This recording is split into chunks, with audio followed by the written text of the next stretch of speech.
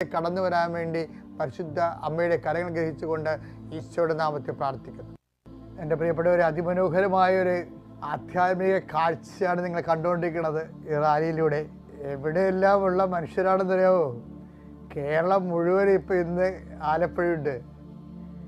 അങ്ങനെ ഇതിനു വേണ്ടി ഓടനെ സഡൻ ആൾക്കാരെ എഴുന്നേറ്റ് വന്നതല്ല. മാസങ്ങളോളം ഉപവസിച്ചും പ്രാർത്ഥിച്ചുമാണ് ഈ റാലിയിലേക്ക് വന്നിരിക്കുന്നത്, ജപമാല റാലിയിലേക്ക്.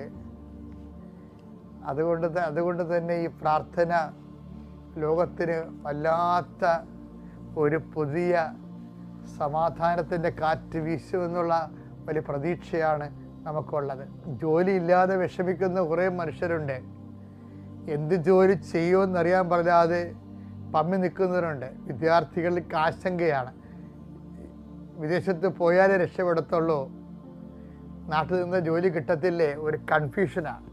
എല്ലാ വിദ്യാർത്ഥികൾക്കും നമ്മുടെ നാട്ടിൽ നിന്ന് ജോലി ചെയ്യാൻ പറ്റുന്നവരെല്ലാം നാട്ടിൽ തന്നെ പുതിയ സംരംഭകരും വളർന്നു വരുവാനും, നമ്മുടെ രാജ്യം പോലെ ഇത്രയും നല്ല രാജ്യം വേറെ ഒരിടത്തുമില്ല.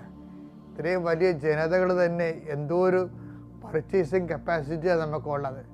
ഇതുമാത്രം മനുഷ്യർ അധ്വാനിക്കുന്നു ഇവിടെ.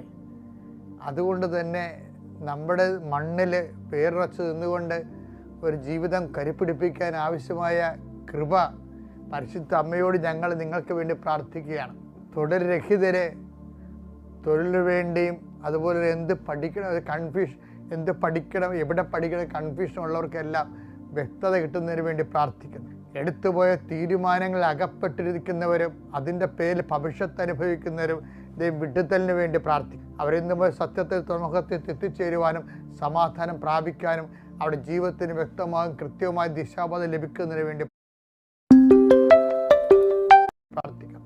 പലതരത്തിൽ ജീവിതം മുന്നോട്ട് മുരടിച്ചു പോയവരുണ്ട്.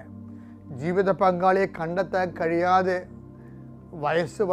വയസ്സ് പ്രായവും കൂടി വരുന്നവരുണ്ട്.